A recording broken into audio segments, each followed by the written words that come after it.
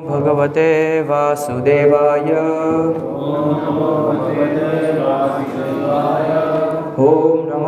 भगवते वासुदेवाय। ओम नमो भगवते वासुदेवाय।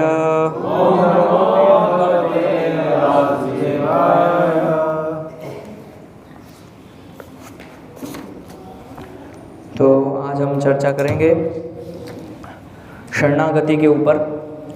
जो पिछली बार लास्ट टाइम हमने चर्चा की थी कि किस प्रकार से हम सब सेवा कर रहे हैं, सब कुछ कर रहे हैं, लेकिन उसके बाद भी शुद्ध कृष्ण प्रेम क्यों प्राप्त नहीं हो रहा है।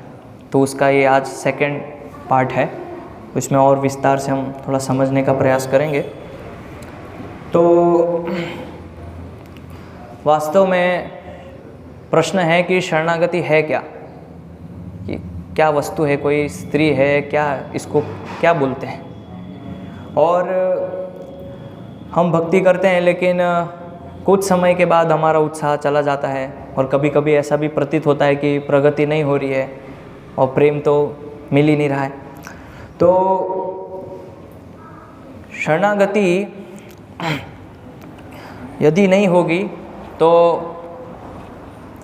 हमें जो रिज़ल्ट आना चाहिए, सेवा करने का जो रिज़ल्ट है, सेवा हम करते हैं भगवान का शुद्ध प्रेम प्राप्त करने के लिए, वो रिज़ल्ट नहीं मिलेगा। तो वास्तव में देखा जाए तो शरणागति कैसे लेते हैं और क्या उसके व्यावहारिक प्रैक्टिकल टिप्स जो प्रभुपाद की पुस्तक में उन्होंने दिए हैं, उसको हम अपने जीवन में कैसे अमल कर सकते हैं, वो थोड़ा हम आज चर्चा करेंगे उस विषय में। तो वास्तव में सेवा जो है उसको हम 4 विभाग में बांट सकते हैं सेवाओं को। तो पहला है नाम सेवा, हम जप करते हैं, चैंटिंग, रोज़ सभी भक्त जप करते हैं। फिर दूसरा है अध्ययन, स्टडी, गीता, शास्त्र अध्ययन करना। और तीसरा है नियम, 4 रेगुलेटरी प्रिंसिपल्स, 4 नियम। और साधु संग, उसके लिए हम मंदिर आते हैं रोज़ मंगला आरती में, मॉर्निंग प्रोग्राम में, और संडे को कार्यक्रम होता है उसमें भाग लेते हैं। तो ये सब हम कर रहे हैं, सेवाएं तो सब हो रही है, लेकिन जैसे मैंने बताया कि उसका रिज़ल्ट नहीं दिख रहा है, उसका परिणाम हमें विदित नहीं हो रहा है, स्पष्ट नहीं हो रहा है। तो शरणागति क्यों ज़रूरी है शरणागति लेना, पहले तो ये समझना है, उसकी आवश्यकता क्या है हमारे जीवन में। तो वास्तव में शरणागति एक विद्या है। जैसे कि शास्त्र के अंदर धनुर्विद्या है और नाट्य विद्या है और आयुर्वेद है, तो एक सभी अलग अलग विद्या हैं। उसी प्रकार से शरणागति एक प्रकार की विद्या है, ये भी एक नॉलेज है एक प्रकार का। तो से भगवान कहते हैं भगवद गीता में, सर्वधर्मान परित्यज्य, वो जो श्लोक हैं उसके अनुवाद में प्रभुपाद जी लिखते हैं, सरेंडर अनटू मी। सरेंडर अनटू मी मतलब मुझे शरणागत हो। तो इसको यदि हम तोड़ें तो सर और प्लस अंडर, यानी कि सर जो है स्वामी है उनके अंडर में रहना, किसी के अधीन रहना। तो उसी प्रकार ये जो शरण और आगति, ये 2 शब्द मिलके बना है शरणागति। शरण मतलब किसी के अधीनस्थ और आगति मतलब आना, जैसे संस्कृत में बोलता है आगतु, आगतु मतलब आइए। तो उसी प्रकार से शरणागति मतलब भगवान की शरण में आना। तो ये 2 शब्द, शरण और प्लस आगति, तो ये एक विद्या है। और ऐसी विद्या है शरणागति जो हमें सिखाती है कि किसी के अधीन कैसे रहना है। सामान्यतः किसी को किसी के अधीन रहना पसंद नहीं है, यह हमारी जीव की टेंडेंसी है कि हमें किसी के अधीनस्थ रहना पसंद नहीं है, क्योंकि हम अपनी स्वतंत्रता का दुरुपयोग करना चाहते हैं और वो जो स्वतंत्रता हमें मिली है उसको हम इंजॉय करना चाहते हैं, उस स्वतंत्रता को। इसीलिए हम किसी के अंडर रहना पसंद नहीं करते हैं, क्योंकि जब हम किसी के अधीन होते हैं इसका अर्थ क्या है कि अब हमें उस व्यक्ति के अनुसार चलना है, वो जैसा बताएंगे ऐसा करना है और उसमें फिर हमारा कोई विचार नहीं। इसीलिए लोग जो है अधीन रहना पसंद नहीं करते। जिस तरह कोई व्यक्ति जॉब जाता है, से बहुत सारे ऑफिस के अंदर बॉस के अंडर रहना पड़ता है, तो पसंद नहीं है किसी को, सबको मन में गुस्सा भी आता है, क्रोध भी आता है, लेकिन बाय फोर्स रहना पड़ेगा, आपको रहना ही पड़ेगा, नहीं तो आपको जॉब से निकाल देंगे। तो उसी प्रकार से ये जीव का एक मतलब ये खराब लक्षण है कि वो किसी के अंदर रहना नहीं चाहता, पसंद नहीं उसको किसी के शरणागति लेना। तो शरणागति हमें सिखाती है कि हमें किसी के अधीन कैसे रहना है। तो जब हम भगवान की शरण में जाते हैं, भगवान की शरणागति लेते हैं, तो भगवान की शरणागति लेने से हमें कृपा मिलेगी। यदि कोई व्यक्ति ऑफिस जा रहा है और वो बॉस के अधीन ना रह के अपने मन से कार्य करें तो कृपा मिलेगी, मतलब वो जो सैलरी है वो मिलेगी उसको? नहीं मिलेगी, अपने मन से यदि काम करेगा तो। उसी प्रकार से यदि हम भगवान के शरण में नहीं हैं और अपने ही हिसाब से कार्य कर रहे हैं भक्ति के अंदर, तो जो रिजल्ट है, कृपा है, वो कैसे मिलेगी? नहीं मिलेगी हमें। इसीलिए हम माला कर रहे हैं, नियम पालन कर रहे हैं, सब कुछ कर रहे हैं, लेकिन रिजल्ट नहीं मिल रहा है। क्यों नहीं मिल रहा है? क्योंकि हम भगवान के अधीनस्थ, भगवान के शरण में नहीं आए हैं अभी तक, इसलिए वो कृपा नहीं मिलेगी। और फिर हम देखते हैं कि जब हम भगवान के शरण में जाते हैं और भगवान की शरणागति स्वीकार करके जब सेवा करते हैं या माला जाप करते, जो भी कार्य करते हैं, तो उससे क्या होगा? सेवा का फल क्या है? शुद्ध कृष्ण प्रेम, वो प्राप्त होगा। यदि शरणागति नहीं है तो बिना शरणागति के सेवा का फल भी हमें नहीं मिलेगा,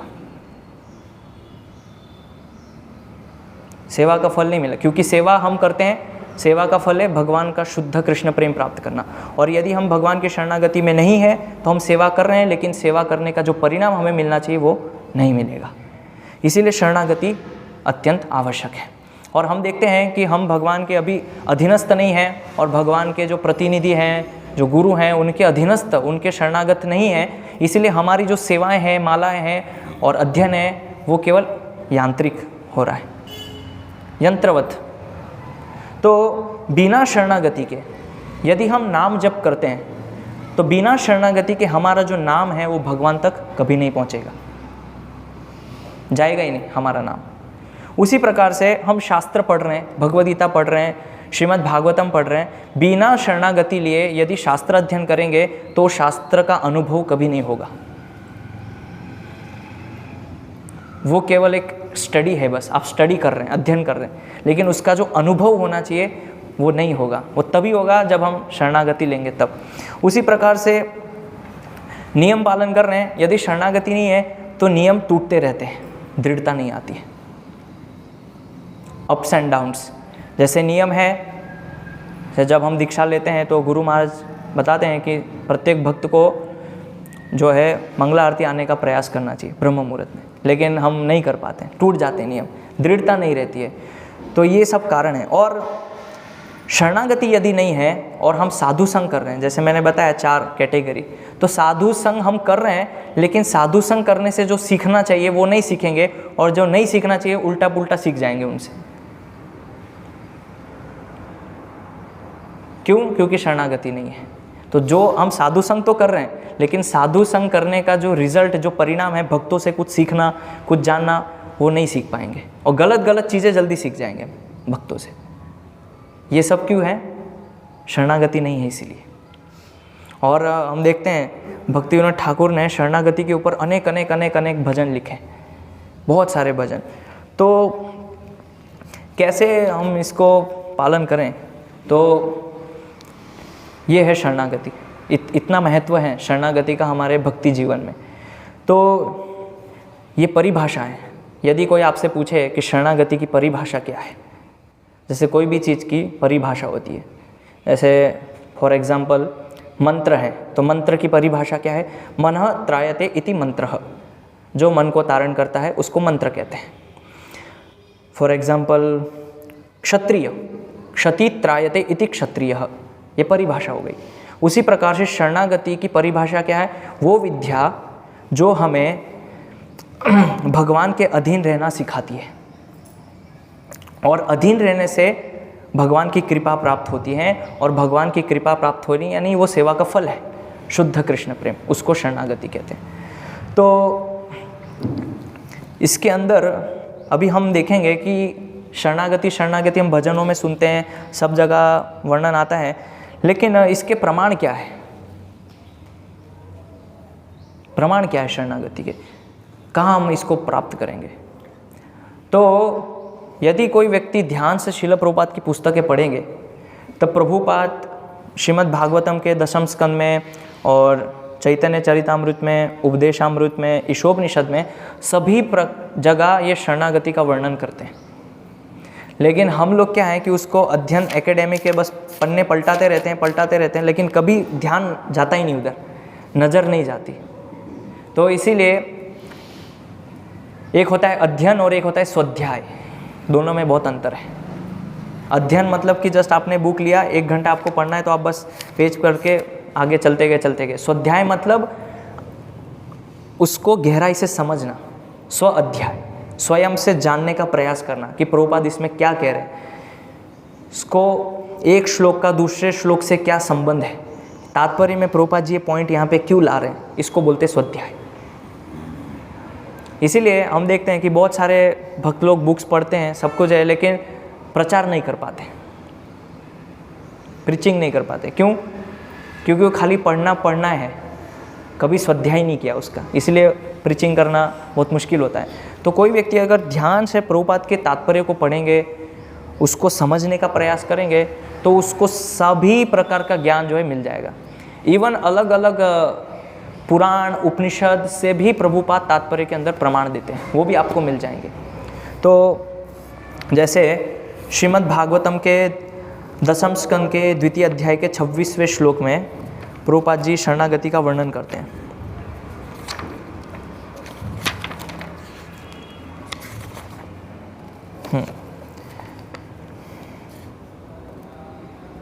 तो ये श्लोक है, आप सभी ने सुना होगा, सत्यव्रतम सत्यपरम त्रिसत्यम, सत्यस्य योनि निहितम च सत्ये, सत्यस्य सत्यमृतम सत्यनेत्रम, सत्यात्मकम त्वाम शरणम प्रपन्नाः।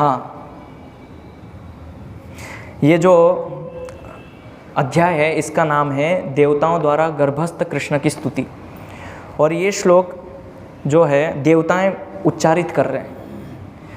कहने का मतलब ये है कि भगवान ने जब से आविर्भूत हुए इस दुनिया के अंदर, जब जन्म लिया, उसी के साथ शरणागति ने भी जन्म लिया। भगवान आए मतलब शरणागति भी आई। तो ये श्लोक के अंदर शरणम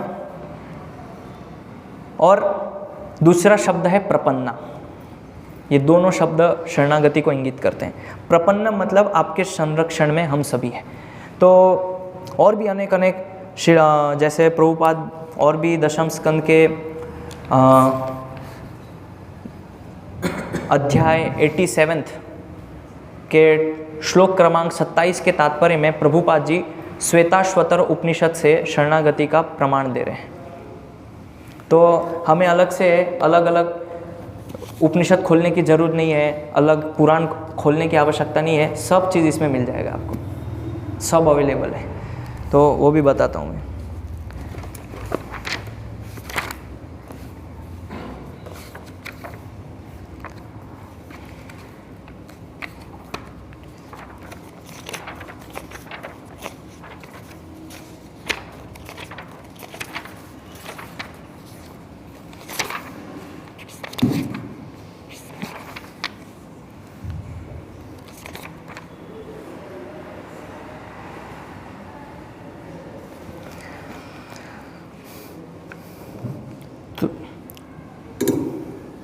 तो इस तात्पर्य के अंदर प्रभुपाद जी श्वेताश्वतर उपनिषद से एक श्लोक उद्धृत कर रहे हैं।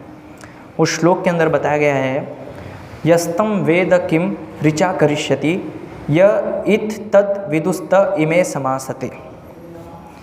तो इसके तात्पर्य में प्रभुपाद जी लिखते हैं कि कोई व्यक्ति ने वैदिक ऋचा मतलब कि जो वेद मंत्र होते हैं उसको ऋचाएँ बोलते हैं। यस्तम वेद किम, यदि किसी ने वेद पढ़ लिया है, ऋचा कर लिया है, ऋचाओं को जान लिया है, तो वेद उसका क्या कर पाएंगे। कहने का अर्थ है कि यदि उसने भगवान की शरणागति नहीं ली है और बिना शरणागति लेके वो वेद पढ़ रहा है, पुराण उपनिषद सब पढ़ रहा है, उससे क्या लाभ होगा। तो ये आप बाद में पढ़ सकते हैं, मैं बस प्रमाण देने के लिए बता रहा हूँ। और श्रीमद् भगवद गीता के अंदर जो श्लोक है प्रसिद्ध 66 नंबर, शरणम अहम त्वाम, है ना, कौन सा श्लोक है, सर्वधर्मान परित्यज्य मामेकम शरणम व्रज। शरणम ये शब्द प्रयोग किया गया है। तो बहुत सारी जगह पे, और ईशोपनिषद, जैसे मैंने अभी एक प्रमाण दिया श्वेताश्वर उपनिषद, ईशोपनिषद के अंदर भी श्लोक क्रमांक 18 के अंदर प्रभुपाद जी तात्पर्य में अनुवाद में लिखते हैं।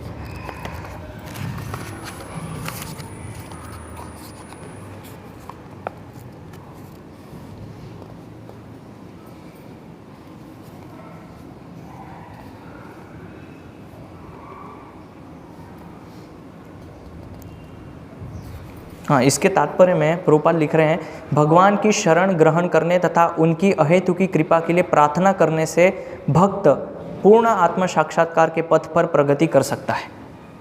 ये उपनिषद मंत्र 18, उसके तात्पर्य में सबसे पहले प्रभुपाद का लाइन यही है, पहली लाइन, भगवान की शरण ग्रहण करना। तो ऐसे बहुत सारे और भी प्रमाण हैं, लेकिन हम उतना विस्तार में नहीं जाएंगे, नहीं तो समय हो जाएगा।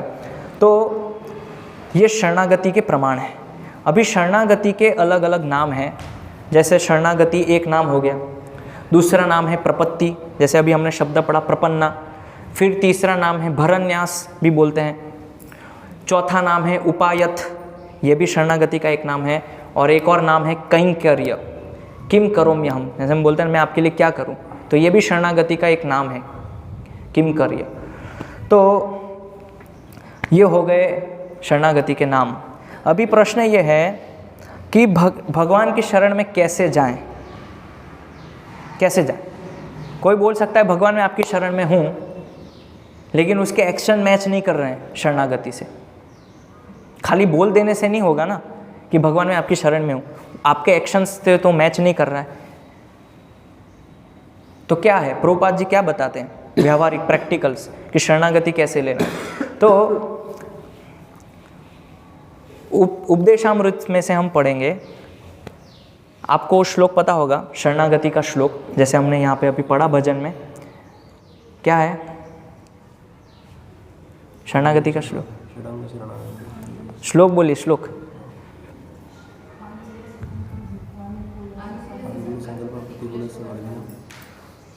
आगे शरणागति का श्लोक नहीं पता है, लेकिन भगवान से बोल रहे हैं हम शरणागति में हैं, लेकिन श्लोक नहीं पता है।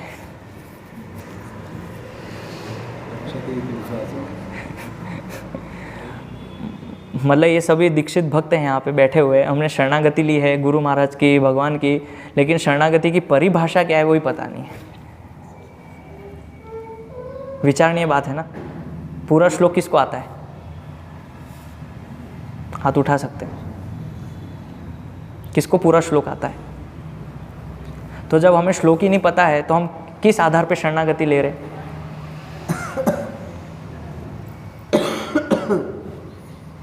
भजन में भी तो हमने अभी सुना, आनुकूल्यस्य संकल्प प्रातिकूल्यस्य वर्जनम रक्षस्य इति विश्वासो गुप्तृत्वे वर्णम तथा आत्मनिक्षेप कार्पण्य षड्विधा शरणागति ही। ये शरणागति का सूत्र है। तो अभी ये जो श्लोक हैं आनुकूल्यस्य संकल्प, ये आपको चैतन्य चरितामृत के मध्य लीला में 22वें अध्याय के श्लोक क्रमांक 100 वहाँ पे ये मिलेगा ये श्लोक। और चैतन्य चरितामृत में वो श्लोक कैसे आया, ये श्लोक आया कैसे, सनातन गोस्वामी ने ये श्लोक हरि भक्ति विलास में दिया है। आनुकूल्य से हरि भक्ति विलास में कहाँ से आया, तो आहिर्बोधनियन संहिता एक संहिता है, उसके अंदर ये श्लोक मिलता है, आहिर्बोधन्य संहिता। अगर ये नाम याद नहीं रहता है तो कम से कम आप ये बोल सकते हैं कि ये जो श्लोक है वो पंचरात्र आगम से अलग अलग शास्त्र है, तो ये पंचरात्र से लिया गया है।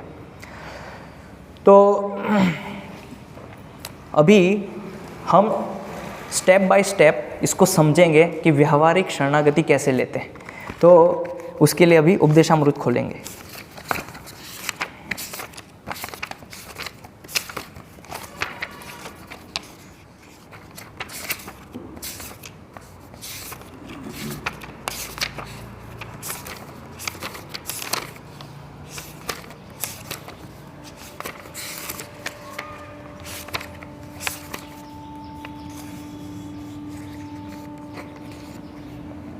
तो उपदेशामृत के अंदर दूसरा श्लोक कौन सा है? श्लोक क्रमांक 2 कौन सा है?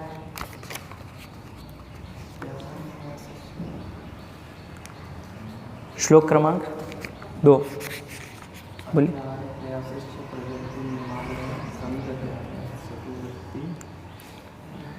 मिक्स हो गया, खिचड़ी हो गया। वो उधर वाला इधर आ गया और वो इधर मिक्स हो गया।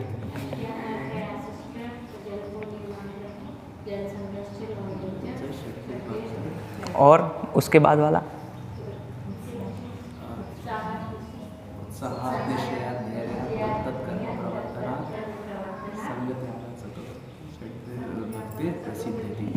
ठीक।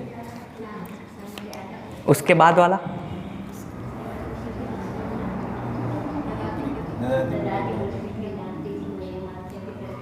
कॉन्फिडेंस क्यों नहीं है लेकिन आप लोग के अंदर, वो बताइए। हम सभी प्रचारक हैं, कॉन्फिडेंस से बोलना चाहिए, नहीं तो ऐसे फिर खिचड़ी हो जाएगा। उधर का इधर, उधर का ही, तो पता होना चाहिए अच्छे से। ये सारा बेसिक उपदेशामृत के बेसिक चीज़ है। शरणागति का श्लोक भी हमें नहीं पता है, ये भी बेसिक है। लेकिन हम प्रश्न करते एकदम हाई लेवल के, हो ये कैसे कैसे समझेंगे? पहले बेसिक तो समझे, बेसिक अंडरस्टैंडिंग ही नहीं है और प्रश्न एकदम हाई लेवल के कर रहे हैं। तो अभी जैसे है आनुकूल्य से संकल्प, ये जो एक सूत्र हम लेते हैं, आनुकूल्य से संकल्प के अंदर आता है उत्साह निश्चय धैर्य तत्त कर्म प्रवर्तन। ये श्लोक से हम समझेंगे। तो उत्साह से कोई भी चीज को स्वीकार करना, भगवान की सेवा करने के लिए जिससे आपकी भक्ति में वृद्धि हो, उससे उत्साह से स्वीकार करना। जैसे यदि आपकी भक्ति में प्रगति होती है सुबह मंगला आरती में उठने से, तो उठ जाइए, उत्साह के साथ उठ जाइए। फिर उसमें विचार मत कीजिए कि अभी अलार्म है, स्नूज कर देते हैं, 5 मिनट बाद उठेंगे, नहीं। कई भक्त क्या करते हैं कि स्नूज नहीं करते हैं, कि प्रभु जी ने प्रवचन में बोला है कि स्नूज नहीं करना है, तो फिर क्या करते हैं, 4:25 का अलार्म होता है तो उठते हैं, फिर उठ के स्नूज नहीं करते हैं, 4:30 का लगाते हैं कि स्नूज नहीं करना है, लेकिन 4:30 का लगा के फिर सो जाएंगे, 5 मिनट बाद उठ। अरे भाई, आप अलार्म लगाओगे उसने में 2 मिनट चली जाएगी आपकी, लेकिन वो 5 मिनट का सुख। तो कहने का मतलब ये है, जिससे मेरा फ़ायदा हो रहा है भक्ति में, उस चीज़ को उत्साह से ग्रहण करना, हर नई नई चीज़ों को सीखना, हर नई चीज़ को ऐड करते रहना भक्ति के अंदर। ये अच्छा है, इससे फ़ायदा होगा, ऐड कर दो भक्ति के अंदर। मंगला आरती में उठने से फ़ायदा है, ओके, ऐड कर दो। और फिर जैसे कि 4 नियम ऐसे हम सरलता से पालन कर, ठीक है, उसको ऐड कर दो। तो ऐसे देखना चाहिए कि जो भी हम कार्य कर रहे हैं उससे यदि मेरा भक्ति में वृद्धि हो रहा है तो उसको उत्साह से ग्रहण करना चाहिए। यह है आनुकूल्य से संकल्प। और ये श्लोक के अंदर बताया गया है आनुकूल्यस्य, अनुकूल्यस्य नहीं है। अनुकूल्यस्य मतलब केवल अपना, आनु मतलब दूसरों का भी हित करना, केवल अपना, अपने स्वार्थ के बारे में नहीं सोचना। इसलिए कई भक्त बोलते हैं अनुकूल्य से संकल्प, अनु नहीं है, आनुकूल्य से है, प्रति नहीं है, प्रातिकूल्यस्य वर्जनम। तो जैसे आपने भगवद गीता में श्लोक सुना होगा, आ ब्रह्म भुवनालोका, आ मतलब ऊपर से लेके नीचे तक। उसी प्रकार से आनुकूल्य से संकल्प मतलब कि हाई से लेके लोअर तक। जैसे कि जो उत्तम अधिकारी भक्त हैं उनकी मैं कैसे हेल्प कर सकता हूँ, उनको मैं अपना योगदान कैसे दे सकता हूँ, उनका मैं बेनिफिट कैसे कर सकता हूँ मेरा योगदान देके। और जो मेरे से नीचे हैं, मेरे जो लोअर हैं, उनकी मैं भक्ति में गाइडेंस देके कैसे हेल्प कर सकता हूँ, कैसे मैं उनको सिखा सकता हूँ तो ये है आनुकूल्यस्य, केवल अपने बारे में नहीं सोचना, दूसरों के लिए भी सोचना और दूसरों के लिए भी कार्य करना। तो जैसे मैंने बताया व्यावहारिक, तो ये आनुकूल्यस्य है, उत्साह से उसको ग्रहण करना, यानी कि जो उत्तम अधिकारी है भक्त, उनकी सेवा करना, उनको कुछ योगदान करना हमारी तरफ से, और हमसे जो नीचे हैं उनको प्रशिक्षण देना, सिखाना उनको जो हमने सीखा है। तो यह है उत्साह, हर चीज़ में उत्साह रखना, भक्ति को, अलग अलग जो क्रियाकलाप है उसको ग्रहण करने में। फिर जैसे अध्ययन करना है, तो अध्ययन करना, प्रभुपाद जी ने बोला कि प्रतिदिन मेरे भक्तों को 1 घंटा पुस्तक पढ़नी चाहिए प्रतिदिन। तो अभी इसके लिए उत्साह होना चाहिए, क्योंकि ये भक्ति के अनुकूल है। लेकिन हम लोग कभी पढ़ते हैं, कभी नहीं पढ़ते, तो इसका मतलब क्या है? उत्साह नहीं है। इसीलिए बोला है उत्साह निश्चय धैर्य। पहली चीज़ है उत्साह। ये शरणागति के प्रैक्टिकल टिप्स हैं। मैंने पहले ही बोला कि भगवान के अनुसार कार्य करना, भगवान जो बोल रहे हैं उनके अकॉर्डिंग चलना। तो ये सब भगवान के आदेश हैं, आचार्यों के आदेश हैं, उनके अनुसार हमें चलना पड़ेगा। अगर नहीं चलेंगे तो फिर वो शरणागति नहीं है। जैसे प्रभुपाद ने बोला है कि पुस्तक पढ़ना है 1 दिन, अगर नहीं पढ़ेंगे तो फिर वो प्रभुपाद की शरणागति नहीं है। प्रभुपाद ने बोला है कि जब आप मरण अवस्था में हैं तभी मंगलारती छोड़ सकते हैं, अन्यथा नहीं। यदि हम छोड़ रहे हैं तो मतलब प्रभुपाद की शरणागति में हम नहीं हैं। गुरु का आदेश है कि प्रतिदिन 16 माला करना है, लेकिन यदि हम कभी कभी नहीं करते हैं तो फिर हम गुरु महाराज की शरणागति में नहीं हैं। हम बोल जरूर रहे हैं, लेकिन गुरु परंपरा और आचार्य के अनुसार कार्य नहीं कर रहे हैं। इसीलिए मैंने बोला कि हमारे जो कार्य हैं और बोलना वो मैच नहीं कर रहा है, डिफरेंट है। जैसे एक बार शिष्य लोगों ने प्रभुपाद से पूछा कि प्रभुपाद कभी कभी हम सेवा करते हैं तो चैंटिंग छूट जाती है और भक्त लोग सब अलग अलग प्रोजेक्ट्स में लगे हैं। एक रूम कन्वर्जेशन में चर्चा होती है, तो इंग्लिश में है वो, और एक प्रभुपाद के मुख्य शिष्य जो बता रहे हैं उनको कि ये भक्त ऐसे लगे हैं सेवा में, वो फार्म कम्युनिटी में बहुत एंगेज्ड हैं और वो प्रभु जी संकीर्तन पार्टी चला रहे हैं। तो प्रभुपाद जी ने पूछा व्हाट अबाउट देयर चैंटिंग, उनके जप के बारे में क्या है, माला के बारे में। तो फिर वो शिष्य ने बोला कि प्रभुपाद समटाइम दे मिस, कभी कभी। तो प्रभुपाद बोले then he is animal, he is not even a devotee, is lower than animal if he is not chanting. यदि वो 16 माला नहीं कर रहा है वो पशु है। क्लियर, बहुत गुस्से में बोल रहे हैं प्रभुपाद। मैंने सुना तो इतना हैवी स्टेटमेंट, जबकि वो भक्त इतना घुमा घुमा के प्रभुपाद ऐसे भक्त लगे हैं उत्साह से, प्रभुपाद बोले चैंटिंग। और फिर एक कन्वर्जेशन में कुछ मुख्य शिष्य प्रभुपाद जी के साथ वार्तालाप कर रहे हैं प्रचार को कैसे बढ़ाया जाए। तो कोई भक्त बोल रहे हैं कि प्रभुपाद हम लोग कॉलेज में जाते हैं, स्कूल में जाते हैं, लोग प्रिंसिपल टीचर को बुक्स देंगे उनको। Prabhupada what about your reading,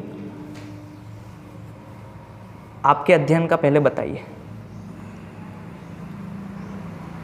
क्या प्रभुपाद नहीं चाहते थे कि स्कूल में प्रचार नहीं होना चाहिए, कॉलेज में प्रचार नहीं होना चाहिए, यहाँ प्रचार? प्रभुपाद बोले पहले आपका अध्ययन का क्या है वो बताइए।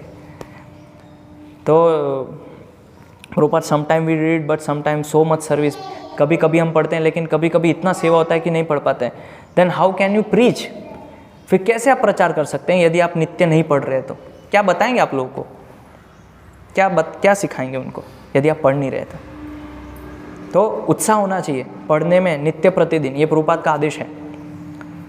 16 माला करना ये आदेश है, उसमें उत्साह होना चाहिए। मंगला आरती जाना उत्साह है, उत्साह होना चाहिए कि जाना है, प्रभुपाद का आदेश है। ये वास्तव में प्रभुपाद की शरणागति है।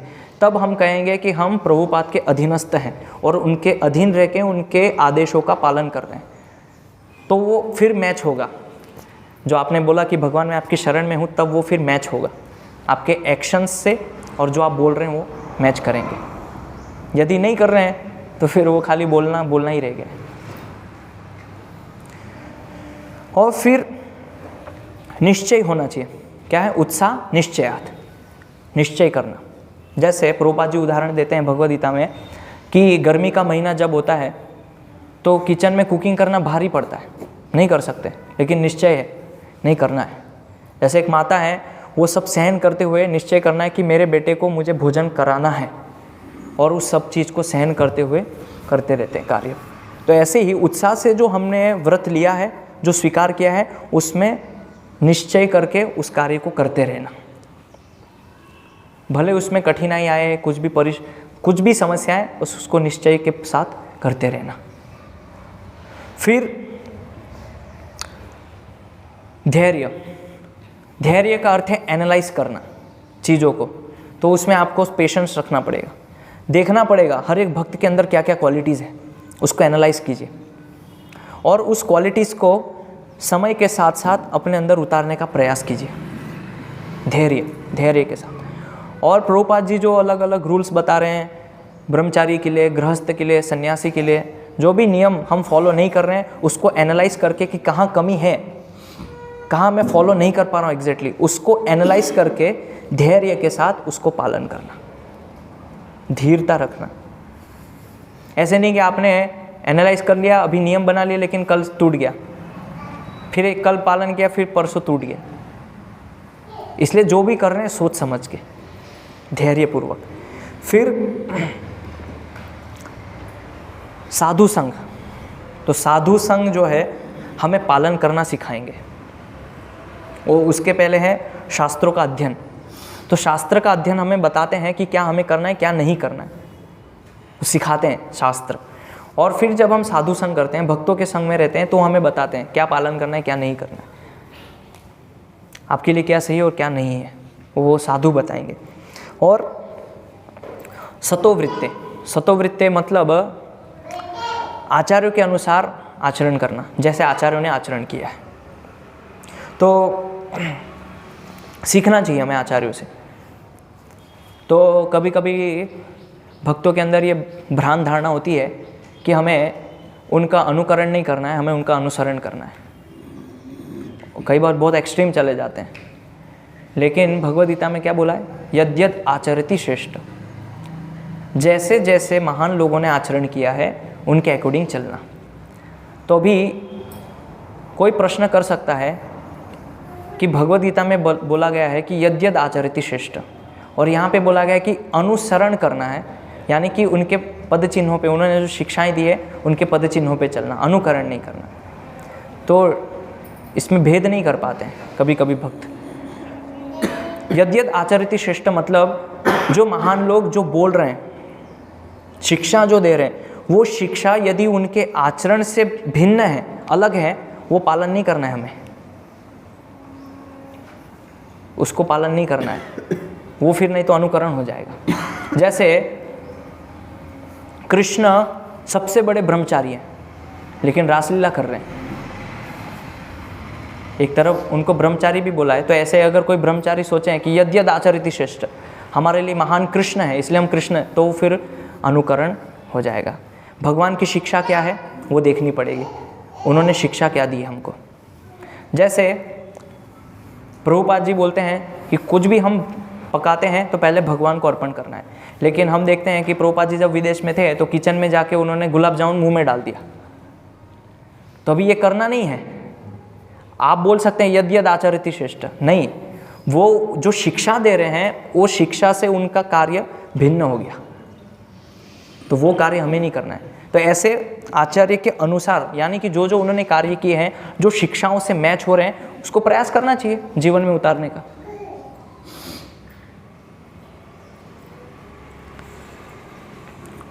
और फिर धीरे धीरे जो है हम अपने जो ये शारीरिक जो सुख है वो धीरे धीरे हमारा कम होगा।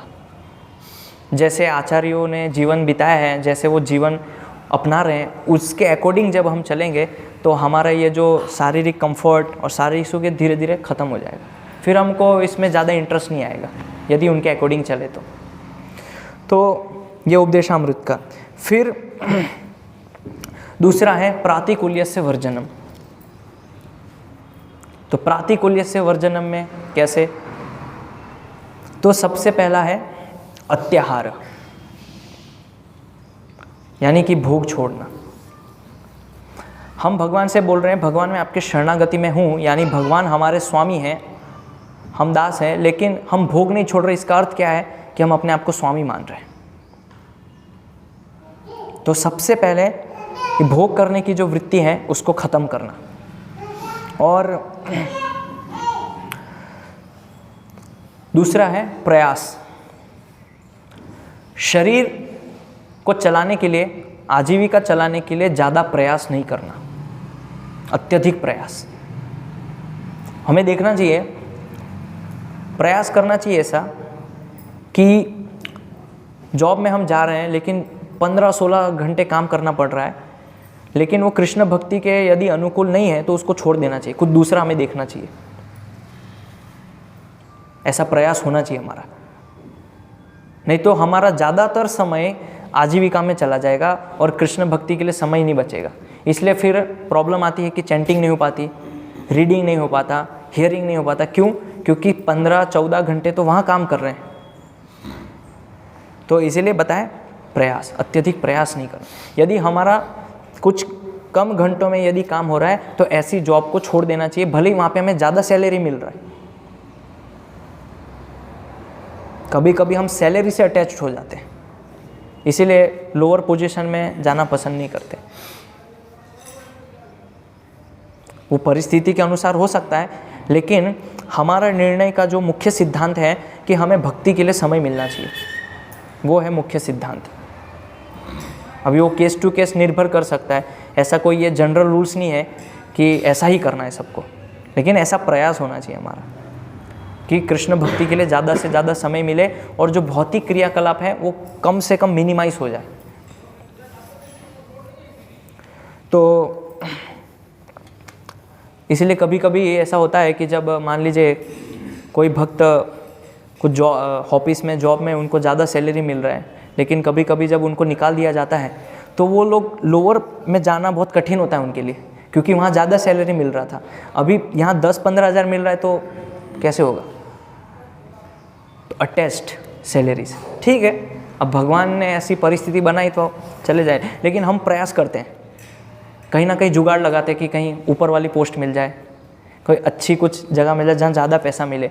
अगर ऐसा प्रयास करेंगे तो फिर ज़्यादा काम करना पड़ेगा, ज़्यादा प्रयास करना पड़ेगा आजीविका पालन करने। तो ऐसे अत्यधिक हमें जो है काम नहीं करना चाहिए अपने शरीर निर्वाह के लिए, क्योंकि हम सभी वैष्णव हैं, भक्त हैं, तो हमारा मुख्य प्रायोरिटी है भगवान की सेवा करना। मुख्य प्रायोरिटी एक भक्त का है भगवान की सेवा में योगदान कैसे दे। तो यदि हम हमारे जीवन में से पूरे सप्ताह के अंदर संडे को केवल 2 घंटे भगवान की सेवा में योगदान दे रहे हैं तो वो कोई योगदान नहीं है, दैट इज़ नॉट योगदान। हम पूरा बेनिफिट नहीं दे रहे भगवान को, क्योंकि पूरे 6 दिन तो हम 15-16 घंटे तो ऑफिस में काम कर रहे हैं और इस संडे को केवल 2 घंटा, 2-3 घंटे। कंपैरिजन देखिए आप। भक्त मतलब वैष्णव मतलब जो विष्णु और भगवान कृष्ण की सेवा करता है, लेकिन यहाँ हमारा ज़्यादा समय तो उधर जा रहा है, तो फिर कैसे होगा?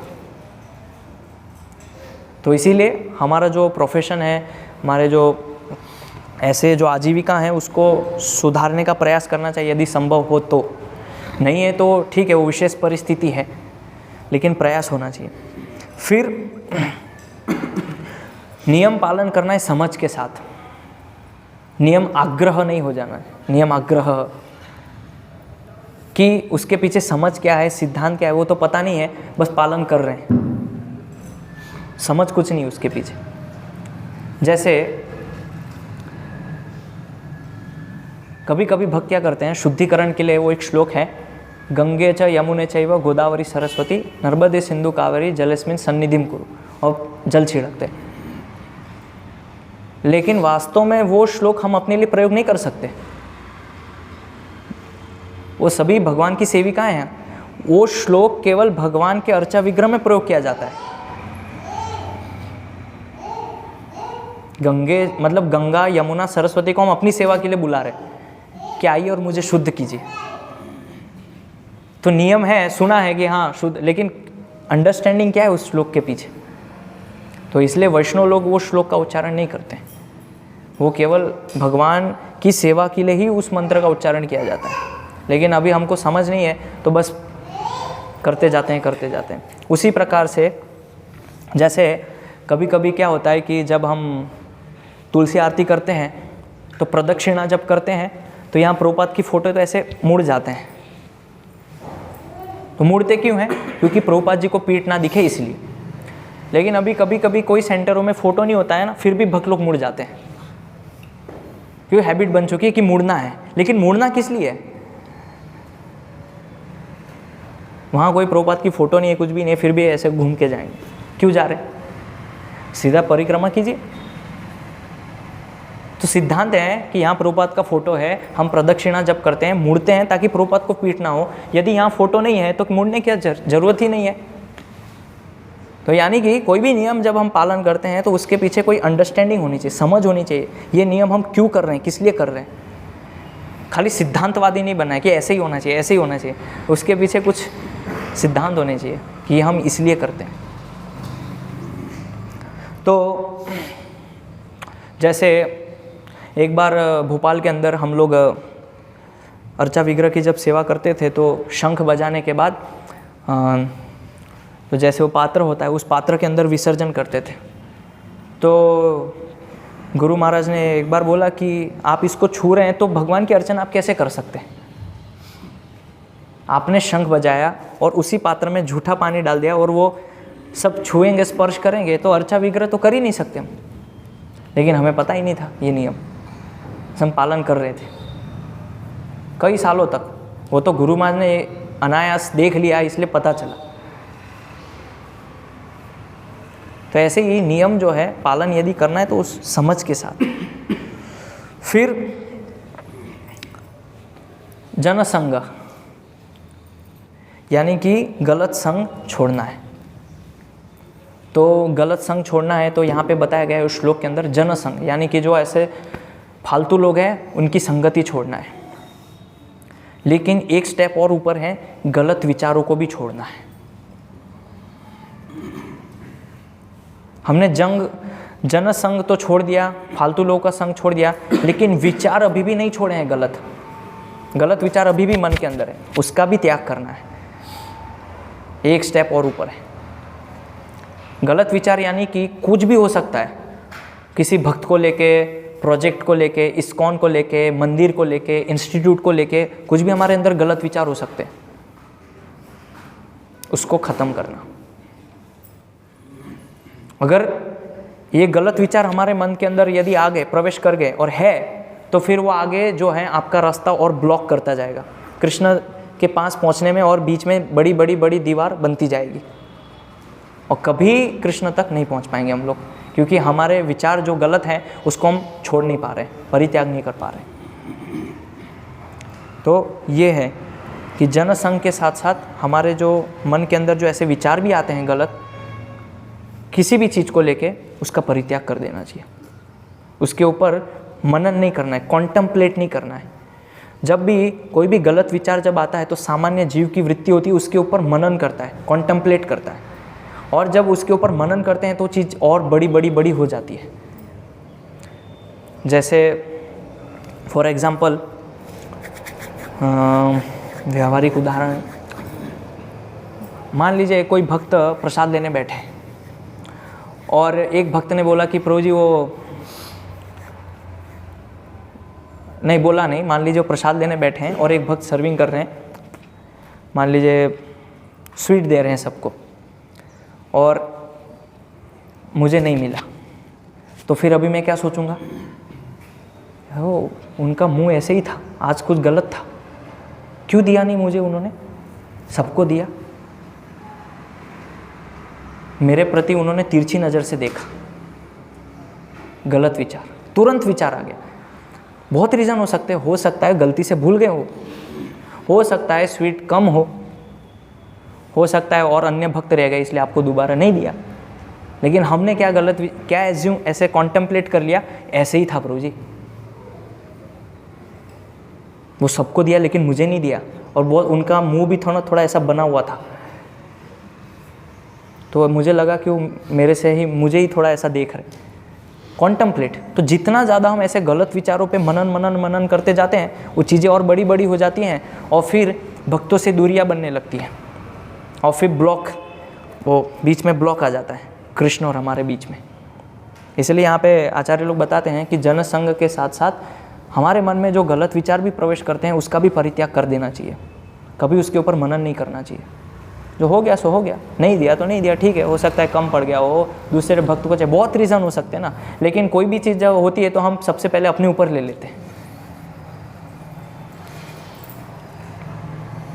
ऐसे कुछ दो भक्त डिस्कस कर रहे हैं, कुछ आपका नाम आया बीच में, अच्छी चीज़, हाँ वो मेरे बारे में बात कर रहे थे, आपको क्या पता आपके बारे में बात कर रहे हैं, वो अच्छी चीज़ चर्चा कर रहे थे, लेकिन आप बीच में गुजरे, आपका नाम सुनाई दिया, आप डाउट कर लिया आपने, मनन, कॉन्टम्पलेट, क्या बात कर रहे होंगे, वो प्रभु जी भी थे उसमें, और एकदम से मेरा नाम बीच में आ गया, और उनके हाथ में कुछ डायरी भी थी, कोई मेरी कंप्लेंट तो नहीं थी, एज्यूम, मनन। तो ये जीव का ये दुर्गुण है, तो कोई भी चीज़ को देखता है उसके ऊपर मनन। तो ये गलत विचारों का जब तक हम परित्याग नहीं करेंगे तब तक हमारा मन कभी प्रफुल्लित नहीं होगा। हम प्रफुल्लित मन से कभी भगवान की सेवा नहीं कर पाएंगे, फिर सेवा हमेशा बोझ के साथ करेंगे, एक भार के साथ करेंगे। जब तक ये गलत विचारें होंगे अलग अलग चीज़ों को लेके, फिर उस सेवा के अंदर कभी हम आनंद लेने का प्रयास नहीं करेंगे। हरिनाम हम कर रहे हैं तो हरिनाम भी बोझ लगेगा, प्रफुल्लित आनंद मन से उसको हम रेलिश नहीं कर पाएंगे, अनुभूति नहीं कर पाएंगे उसकी, क्योंकि मन के अंदर यदि ये सब दूषण है तो। फिर छठा है लौल्यम, ये श्लोक के अंदर आता है लौल्यम। ऐसा मत करना कि जिससे हमारी भोग वासना बढ़े, ऐसा कोई भी कार्य कि जिससे हमारी भोग की वासना बढ़ जाए।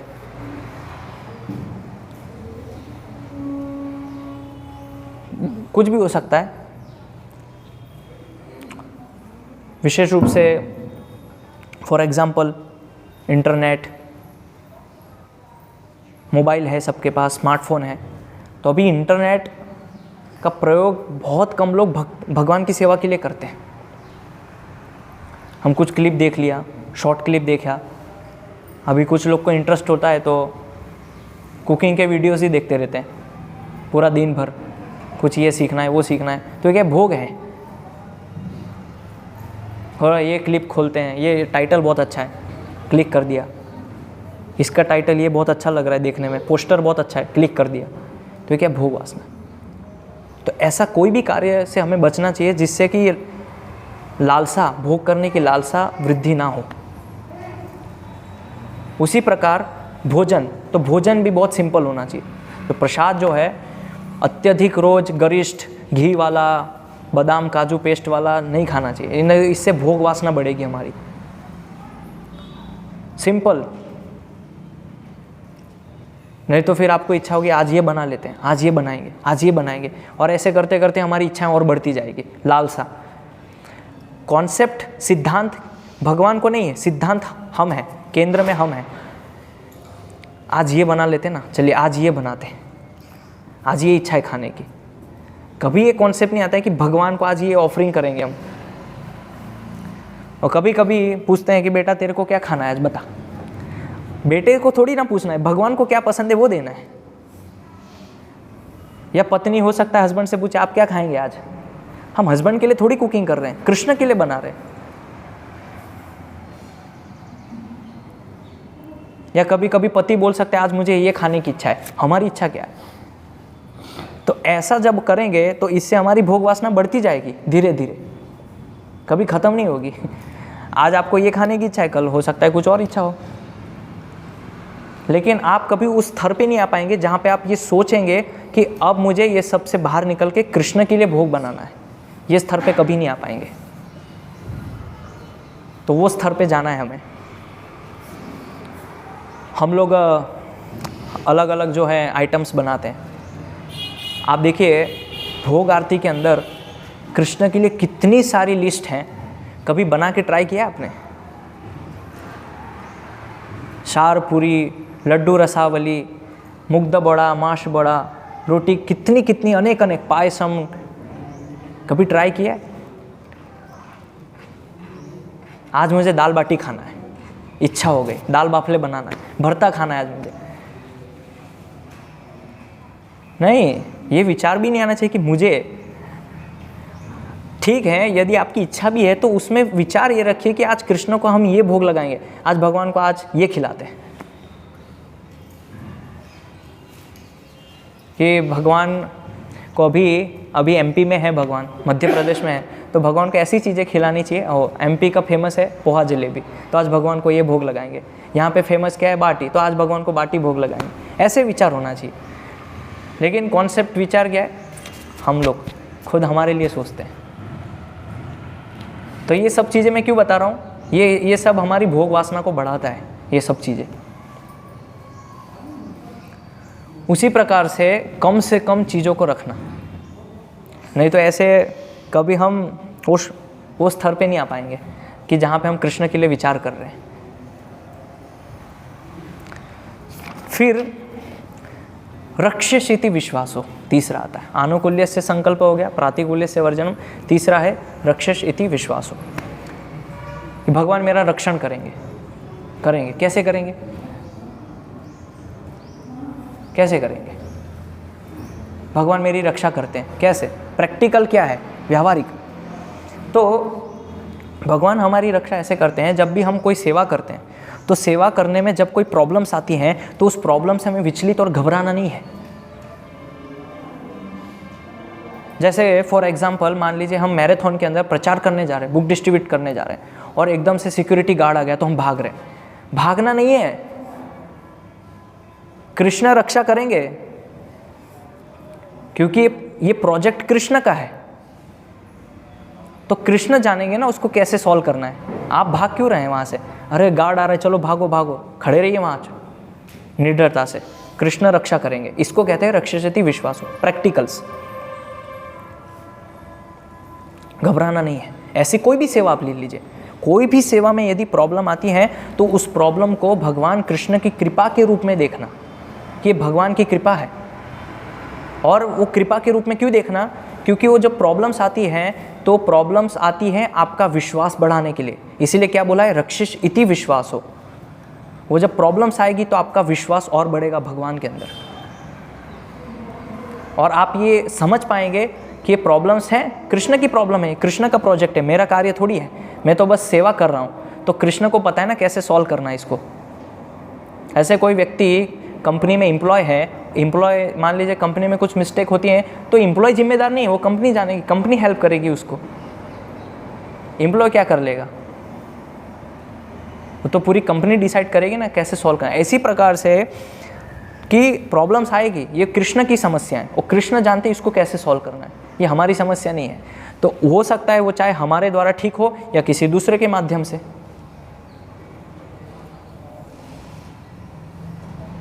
या हो सकता है भगवान अप्रत्यक्ष रूप से उसको ठीक कर दें, उस प्रॉब्लम्स को। तो ऐसे ये प्रैक्टिकल है। रक्षेषति विश्वासो मतलब केवल थियोरिटिकल नहीं कि भगवान मेरा रक्षण करेंगे। व्यावहारिक में ऐसे कि जब भी हम कोई प्रचार कार्य करते हैं, सेवाएं करते हैं, और उसके अंदर जो समस्याएं आती हैं उसमें ये समझना चाहिए कि भगवान इसको भेज रहे हैं ताकि मेरा विश्वास बढ़ जाए। और जब प्रॉब्लम्स ख़त्म हो जाती हैं तो प्रॉब्लम चली जाने के बाद वो एक चीज़ छोड़ के जाती है भक्त के अंदर, वो है विश्वास, और उसको कहते हैं रक्षस इति विश्वासो। इसलिए दोनों ये शब्द दोनों साथ में है, रक्षसेति विश्वासो। फिर आता है गोप्तृत्व वर्ण। गोप्तृत्व वर्ण, तो गोप्तृत्व वर्ण का अर्थ है सबसे पहले पालन करना। तो चीज़ों को यानी कि कम से कम चीज़ों का जीवन में संग्रह करना, और जीवन में तो करना ही करना है, लेकिन साथ साथ सेवा में भी। जीवन में कम से कम चीज़ों का प्रयोग करने का अर्थ है कि यदि हम देख पा रहे हैं कि मेरे जीवन में मुझे 4 जोड़ी कपड़े से हो जा रहा है, तो हमें अत्यधिक प्रयास नहीं करना चाहिए। गोप्तृत्व वर्ण मतलब क्या है? भगवान पालन करेंगे ना। लेकिन यहाँ तो हम इतना सारा स्टॉक बना लेते हैं और फिर विचार करना पड़ता है अब क्या करेंगे इसका। जूतों का इतना सारा स्टॉक है, फिर सोचना पड़ता है क्या करेंगे, किसको देंगे। लेकिन कम से कम रखिए ना, जितना आवश्यक है उतना रखिए। हमारे एक भक्त थे, गृहस्थ भक्त, तो उनके घर के अंदर वो ये बीट बैग्स जब थैली इतना सारा 2 बोरी भर के, तो प्रभु जी ने बोला कि आप इसको देते, नहीं काम आएगा, देना क्यों है। 1 बोरी पूरा भर के पुराना जब थैली अभी भी रखा हुआ है घर के अंदर, क्यों रखा हुआ है पता नहीं, काम आएगी, कब काम आएगी। तो ऐसे ही ये सब काम आएगी फ्यूचर में सोच के स्टोर करते जाते हैं, और फिर घर में जो है जगह कम पड़ जाती है। कभी तो काम आएगी, और जब काम आएगी तब ले लेना, अभी तो नहीं आ रही ना, अभी काम आ रही है नहीं आ रही है तो उसको ख़त्म करो। ये जो है स्टॉक करना, स्टोर करते रहना, ये मेंटालिटी को छोड़ना है। ये वास्तव में बताएगा कि आप भगवान के शरणागति अधीनस्थ होके ये समझ रहे कि भगवान मेरा पालन करेंगे। जैसे उदाहरण के लिए मैं एक चीज़ बताता हूँ। अभी जैसे गेहूँ हैं, तो गेहूँ हम पूरे साल का लेते हैं ना, कि पूरे साल में इतने क्विंटल, पहले महीने का तो सोचिए, साल भर आप जिएंगे नहीं जिएंगे, मर जाएंगे क्या है, लेकिन स्टॉकिंग करते हैं पूरे साल का। भी चावल चाहिए तो आपको पता है 1 महीने में इतना लगता है, लेकिन हम ले लेंगे 2 साल का 3 साल का, कि अगले साल नए चावल आएंगे तब तक ये चलना चाहिए। लेकिन नए अगले साल आप जीवित रहेंगे ये गारंटी है। और फिर उसको स्टॉक करने के लिए सामग्री चाहिए, और क्विंटलों में तो फिर बड़े बड़े ड्रम चाहिए, फिर आपको घर में ड्रम लाने पड़ेंगे, बड़े बड़े ड्रम रखने पड़ेंगे, फिर जगह छोटी पड़ जाएगी। तो ये क्या है, जीवन के अंदर कम से कम चीज़ों को रखना, ये सिद्धांत को सिखाता है भक्त कि भगवान मेरा पालन कर रहे हैं। ये प्रैक्टिकल है, इसको व्यावहारिक बोलते हैं।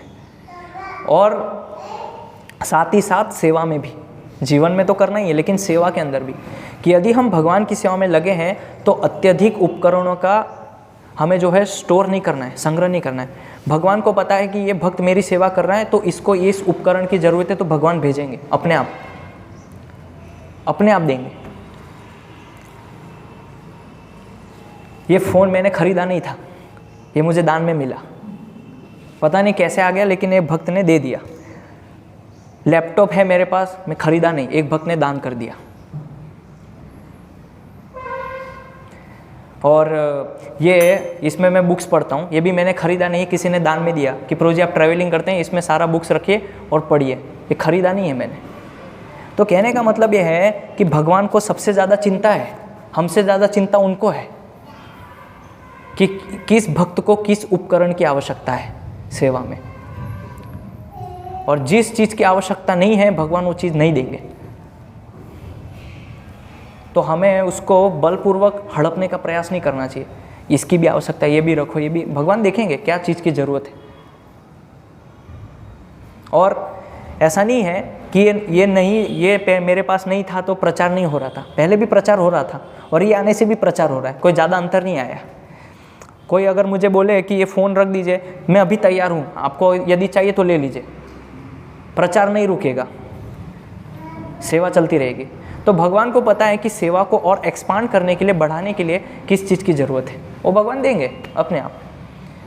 और वो चले जाने के बाद भी प्रचार बाधित नहीं होगा, प्रचार कंटिन्यू चलता रहेगा।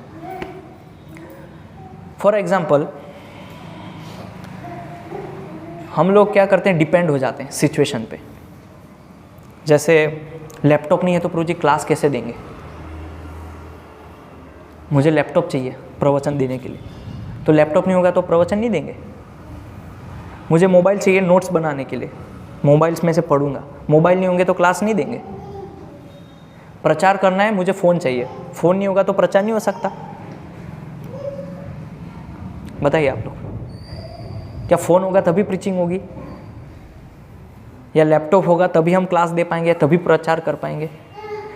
या कोई बोल सकता है कि प्रभु जी प्रचार करना पड़ता है तो मुझे 4 व्हील की आवश्यकता है, 4 व्हील नहीं होगा तो प्रचार नहीं होगा। जाइए ट्रेन में, बस में जाइए, रिक्शा में जाइए, क्या 4 व्हील होगा तभी प्रीचिंग होगी? तो भगवान को पता है इस भक्त को अभी बहुत परिश्रम किया, अभी इसको एक 4 व्हील की ज़रूरत है, तुरंत एक भक्त आएगा आपको गाड़ी दे देगा, दान में। अगर वो चीज़ हमें नहीं मिल रही, इसका मतलब है कि भगवान ने अभी योग्य नहीं समझा है वो देने के लिए। तो सेवा में भी हमें देखना चाहिए, हम क्या है सेवा के नाम पे सब चीज़ इकट्ठा करते रहते हैं, ये भी ज़रूरत है, ये भी ज़रूरत है, इसको भी रख लो, इसको भी रख लो, इसके बिना सेवा नहीं होगी। भगवान की सेवा कभी भी कोई भी परिस्थिति के ऊपर निर्भर नहीं करती है। इसको बोलते हैं गोप्तृत्व वर्णम, कि भगवान मेरा पालन करेंगे। और भगवान हमारा पालन कैसे करते हैं भक्तों का, ये तो हो गया कुछ व्यावहारिक।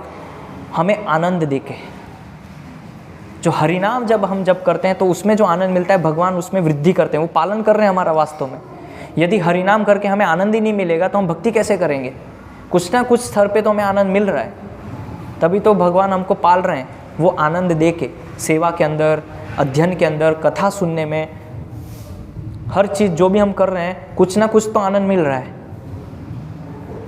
तो ऐसे भगवान हमारा पालन पोषण कर रहे हैं, एक व्यावहारिक। फिर है आत्मनिक्षेप, बस 2 अभी रह गया है, फिर खत्म करते हैं। आत्मनिक्षेप, उसके बाद है कार्पण्य। तो आत्मनिक्षेप का अर्थ है आत्मा का अर्थ है कायेन मनसा वाचा, कर्म से, मन से और शरीर से प्लानिंग करना भगवान के लिए, कि भगवान की सेवा कैसे बढ़ा सकते हैं, इसको आत्मनिक्षेप बोलते हैं। प्लानिंग्स, भगवान के बेनिफिट के बारे में सोचना। तो भगवान का बेनिफिट मतलब प्रचार करके हम भगवान का बेनिफिट कर रहे हैं, क्योंकि भगवान का आदेश है। तो भगवान के लाभ के बारे में सोचना, भगवान का लाभ कैसे होगा, प्रचार करके, क्योंकि भगवान चाहते हैं कि सभी जीवों तक ये संदेश पहुंचे। तो ये हमें प्लानिंग्स करना चाहिए प्रचार को लेके, और हमें रोज़ कुछ ना कुछ ऐसे प्रयास करना चाहिए कि खाली मैराथन में नहीं, रोज़ हमें बल्कि प्रयास करना चाहिए भगवान कि कैसे अभी ये एरिया हो गया तो कैसे और प्रीचिंग बढ़े, कैसे और बुक्स जाए। ये केवल कार्य कोई प्रेसिडेंट या कमांडर का नहीं है, ये सभी का कार्य है। हम सभी को आत्मनिक्षेप के स्तर पे आना है, और हम सभी को ये सोचना है कि भगवान का भला कैसे हो। तो सभी को बुद्धि लगाना है प्रचार करने के लिए, तो फिर भगवान का वास्तव में हम भला कर सकते हैं प्रचार करके।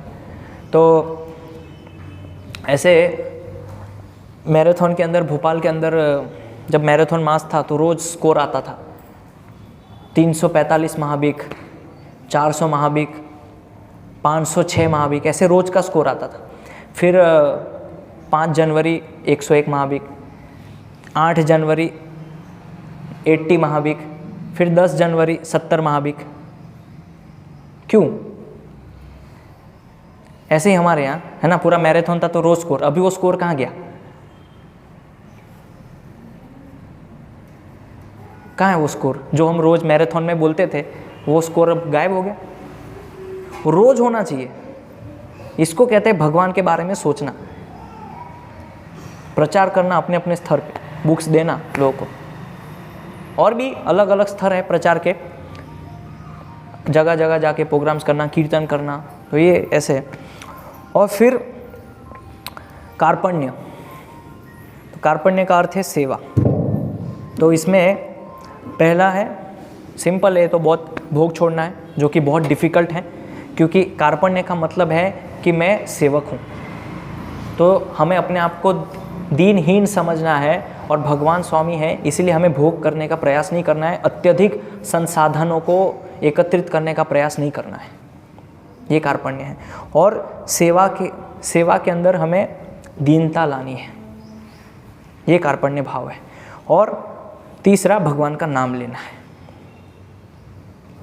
तो ये सब जब प्रैक्टिकल चीज़ें हम पालन करेंगे, जो जो मैंने बताया, तो उसके बाद फिर हमारी सेवा पूर्ण हो जाएगी। और सेवा पूर्ण होने के बाद सेवा का जो फल है शुद्ध कृष्ण प्रेम, वो प्राप्त होगा, जो कि अभी नहीं मिल रहा है, क्योंकि ये सब प्रैक्टिकल चीज़ें हम पालन नहीं कर रहे हैं, जो कि शरणागति के अंतर्गत आती है।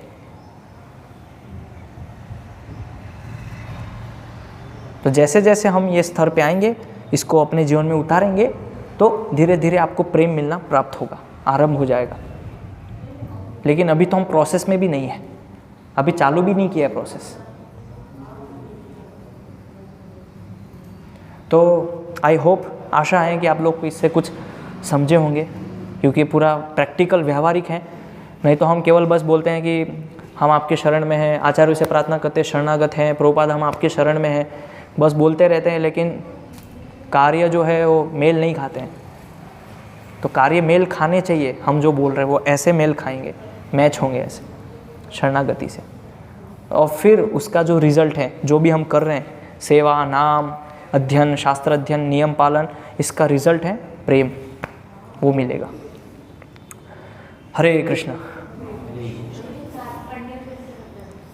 कार्पण्य एक्सप्लेन। कार्पण्य मतलब ये समझना कि मैं दीनहीन हूँ। तो दीनहीन है मतलब कि नौकर जो है कभी भी स्वामी से ज़्यादा ऊपर जाके भोग करने का प्रयास नहीं करता है। मतलब कि यदि स्वामी के पास 2 व्हीलर है तो मैं सोचता हूँ कि मेरे पास 4 व्हीलर होनी चाहिए।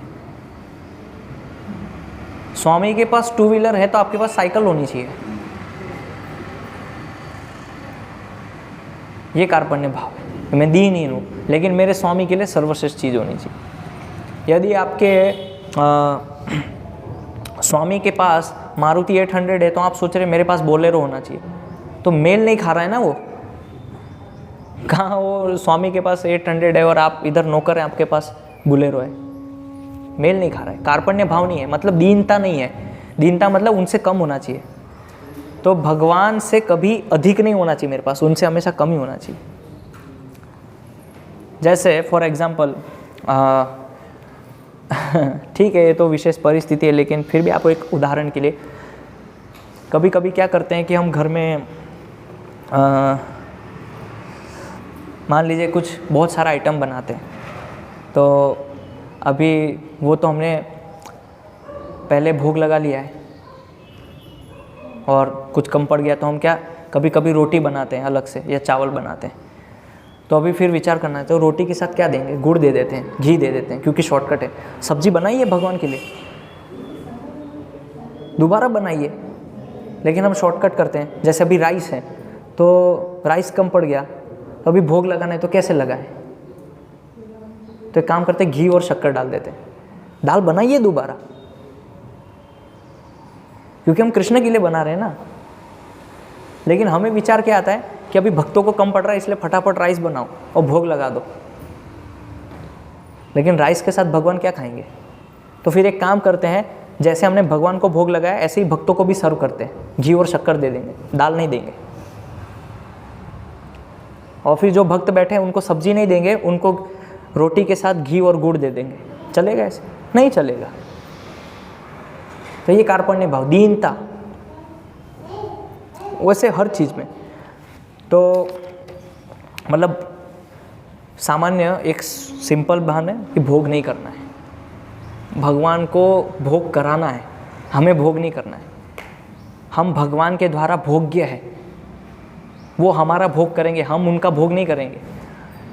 कि आज भगवान को 56 भोग लगाए तो सारा हम ही भोग कर ले, नहीं, हम उनके भोग के लिए बना रहे, हमारे भोग के लिए नहीं बना रहे। कि आज मटर पनीर बनाना है, आज ये बनाना है, हमारा भोग नहीं होना चाहिए उसमें, भोग कृष्ण के लिए होना चाहिए। इसको बोलते हैं कार्पण्य भाव, कि कोई भी वस्तु मेरे भोग के लिए नहीं है, इवन मैं खुद भगवान के भोग के लिए बना हूं। तो वस्तुओं की तो बात छोड़ दीजिए, आप खुद स्वयं जीवात्मा भगवान के भोग्य वस्तु है।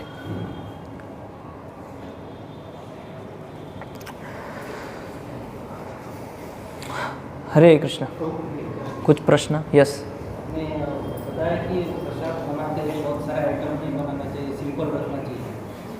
भगवान के लिए तो हम अलग अलग आइटम का ऑफर कर सकते हैं। तो फिर भगवान के लिए बनाइए। यदि भगवान के लिए 100 ग्राम में हो जाता है तो 2 किलो मत बनाइए, ये सोच के कि हम लोग भी खाएंगे। यदि भगवान के लिए ही बनाना है तो फिर ये भावना होनी चाहिए कि भगवान के लिए बना रहे हैं, लेकिन भगवान के साथ साथ हम भी खाएंगे, ये विचार फिर नहीं होना चाहिए। लेकिन विचार उल्टा है, हमारे लिए बनाना है और भोग भगवान को लगाना है, अभी उल्टा है। लेकिन होना ऐसे चाहिए कि कृष्ण के लिए बनाना है, और उसमें से जो थोड़ा प्रसाद होगा वो सबको बांट देंगे थोड़ा थोड़ा। जैसे मान लीजिए कि मैंने बताया कि सिंपल होना चाहिए, तो सिंपल यानी कि रोटी सब्जी दाल चावल। अभी भगवान के लिए आपको 4 वैरायटी स्वीट बनाना है, तो हमें उसका भोग नहीं करना है, हमारे लिए नहीं बनाना है। यदि 1 पाव दूध में काम हो जाता है कृष्ण के लिए तो उतना ही लाना है, लेकिन हम विचार क्या करते हैं, सबको देंगे, 1 लीटर की बनाएंगे। तो कृष्ण के लिए बनाइए केवल, तो वो वास्तव में असली परीक्षा है। जैसे जैसे 56 भोग बनाते हैं, तो 56 भोग में ये भी विचार होता है ना कि भोग लगने के बाद हमारे घर में भी खाएंगे, होता है कि नहीं, स्टोर करके रख देते हैं ना डब्बे में। तो कृष्ण के लिए बनाना है तो उतना ही बनाना चाहिए ना, लेकिन हम इतना सारा बना देते हैं फिर डब्बे में रख देंगे। कृष्ण को केवल 6 गुलाब जामुन में काम हो रहा है, लेकिन हम बनाएंगे 250 ग्राम ताकि वो 15-20 पीस बन जाए और उसमें से कुछ मुझे भी मिल जाए। हमारी चेतना अभी बहुत खराब है। हमारी टेंडेंसी कैसी है कि गुलाब जामुन, हाँ तो वो भक्त को 2 दिए तो मुझे 1 क्यों दिया। हमारा वो भी स्तर नहीं है। हम क्या बोलते हैं, उनको 2 दिया तो मुझे 3 दीजिए। ठीक है, कोई बात नहीं, आप 3 लीजिए। अभी प्रश्न ये है कि 3 मिलता है तो 3 खाने के बाद भी प्रभु जी मुझे घर के लिए चाहिए, घर भी ले जाएंगे, वो भी स्तर नहीं हमारा। घर ले जाएंगे तो घर में विचार होना चाहिए दूसरों को बांटना, लेकिन कॉन्सेप्ट क्या है, फ्रिज में रख के हम दूसरे दिन खाएंगे। इतने गिरे हुए स्तर पे हम लोग कि खराब हो जाएगा इसलिए फ्रिज में रख देंगे, फिर आराम से थोड़ा थोड़ा खाते रहेंगे। ये चेतना है हमारी। बताइए अगर गलत है तो यही चेतना है। बांट दीजिए उसको। अगर आप कृष्ण के लिए बना रहे हैं तो कृष्ण को भोग लगा के वितरित कीजिए।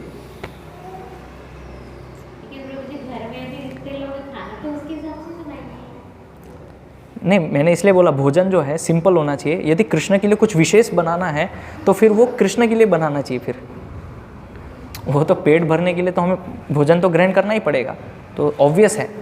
लेकिन यहाँ जैसे प्रभु जी का प्रश्न है कि कुछ एक्स्ट्रा बनाना है, तो फिर हमें रोज़ रोज़ ऐसे नहीं कि हमारे लिए बनाए, कृष्ण के लिए रोज़ आप बनाइए। 4 सब्जी बनाइए रोज़, 2 मिठाई बनाइए,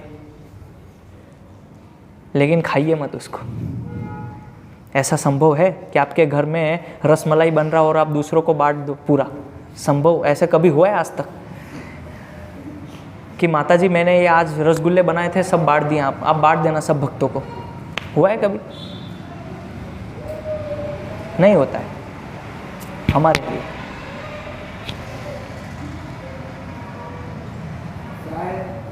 स्थिर नहीं रहता, कभी बढ़ता है फिर एकदम गिरावट महसूस होती है, फिर लगता है कि हाँ अब ठीक है बढ़ रहा है, फिर एकदम से उत्साह। क्योंकि आप पालन नहीं करते, इसलिए। पालन करेंगे तो फिर कुछ नहीं होगा आपको। नियमों में यदि हम दृढ़ता नहीं लाएंगे, तोड़ते रहेंगे उसको, तो फिर उत्साह कम हो जाएगा, ढीले पड़ जाएंगे भक्ति में, क्योंकि नियमों को पालन नहीं कर रहे हैं, समझौता कर रहे हैं। एक एक करके प्रश्न पूछिए। आप तो मेरे ऊपर चढ़ाई कर रहे हैं सब मिलके। हाँ पूछिए।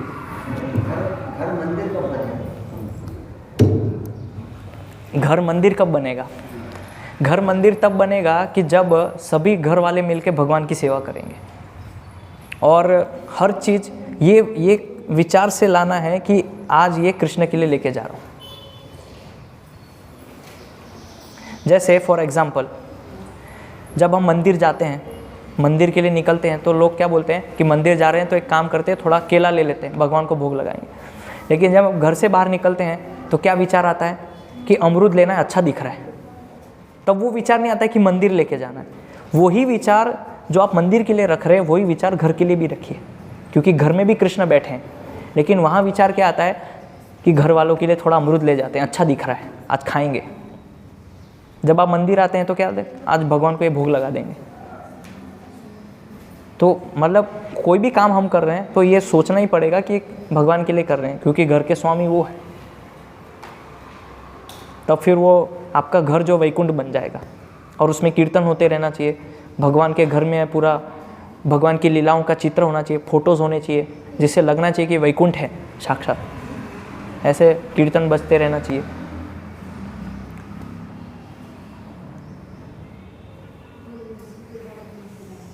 तो ऐसे आपका घर फिर घर शमशान नहीं है, वो फिर वैकुंठ है। क्योंकि जहाँ कीर्तन कर रहे हैं, भागवत पढ़ रहे हैं, तो भगवान क्या बोलते हैं, यत्र गायन्ति मद भक्त तत्र तिष्ठामि नारद, कि जहाँ मेरे भक्त कीर्तन करते हैं, भजन करते हैं, वहाँ पे मैं रहता हूँ। तो हम घर के अंदर यदि कीर्तन कर रहे हैं, माला कर रहे हैं, तो मतलब साक्षात भगवान उस घर में वास कर रहे हैं, वो आपको दिख नहीं रहा है। हाँ, ये भक्तों के भूल धारणा नहीं करनी चाहिए कि कृष्ण घर में वास नहीं कर रहे हैं। कृष्ण आपके घर में ही रह रहे हैं, वो आपको दिख नहीं रहे हैं। नहीं तो भगवान ये श्लोक क्यों बोलते हैं, यत्र गायन्ति मद भक्ता, कि जहाँ मेरे भक्त कीर्तन करते हैं। तो घर में तो आप लोग माला करते ही है ना, मतलब कृष्ण है उस घर में। जैसे भूत प्रेत पिशाच होते हैं, वो दिखते नहीं हैं लेकिन होते हैं, ऐसे ही कृष्ण हमारे घर में उपस्थित है, लेकिन हमारी चेतना इतनी निम्न है इसलिए हम उसको देख नहीं पा रहे हैं अभी। तो इसलिए एक एक स्टेप, चेतना से पहले एक स्टेप आगे जाए कि हाँ, भगवान के लिए आज ये लेके जाता हूँ, आज भगवान के लिए ये बनाना है, आज भगवान को ये भोग लगाएंगे, ऐसे।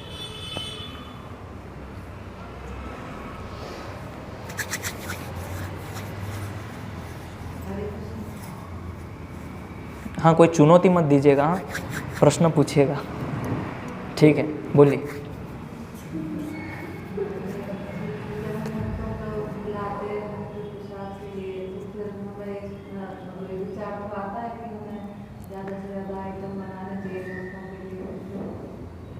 हाँ, मतलब देखिए, कोई भी चीज़ को जो है उसको पूरे परिप्रेक्ष्य में समझने का प्रयास करना चाहिए। कृष्ण के लिए बनाना है मतलब स्वाभाविक है कि उनके भक्तों की भी सेवा करनी है। यहाँ पे मैं इन जनरल बात कर रहा हूँ, सामान्य रूप से। वो तो सिद्धांत है कि जब भी वैष्णव आते हैं तो उनकी सेवा के लिए सबसे बेस्ट से बेस्ट होना चाहिए, लेकिन उससे भी एक विचार है कि कृष्ण के लिए भी बेस्ट होना चाहिए। तो यदि कोई वैष्णव हमारे घर में आते हैं तो यही प्रयास होना चाहिए। जैसे अद्वैत आचार्य के घर पे जब चैतन्य महाप्रभु किए तो 1 क्विंटल राइस खा गए चैतन्य महाप्रभु, खिला रहे हैं। फिर अद्वैत आचार्य बोलते हैं अभी ख़त्म नहीं हुआ है, वो बनाते जा रहे हैं माता जी, और बनाते जा रहे हैं, ला रहे हैं, बन रहा है, वो खा भी रहे हैं। तो चैतन्य महाप्रभु बोले इसलिए मैं आपके घर नहीं आ रहा था, क्योंकि सन्यासी के ऊपर नहीं तो सब लोग आक्षेप लगाएंगे। तो उन्होंने बहुत आइटम बनाए अद्वैत आचार्य, खिलाया उनको भर पेट। तो ऐसे ही हमें, बल्कि हमें तो ऐसा, हम तो क्या बना के रखते हैं ना, बनते रहना चाहिए। जैसे ही भक्त बैठे हैं, आइटम बन रहे हैं, निकल रहे हैं, और प्रयास करना चाहिए कि गरम मिले, एटलीस्ट ये प्रयास तो होना चाहिए।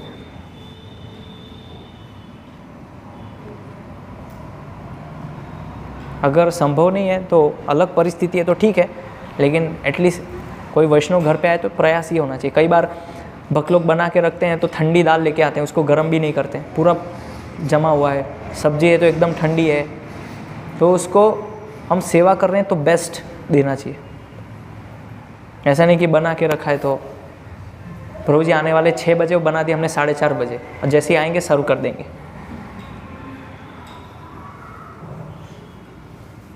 तो भले ही कम हो चलेगा, लेकिन वो आइटम अच्छे से और गर्म हो, ऐसा प्रयास करना चाहिए। हाँ, तो वैष्णव की सेवा के लिए बनाना कोई गलत नहीं है, लेकिन वो वैष्णव की सेवा के लिए होना चाहिए। फिर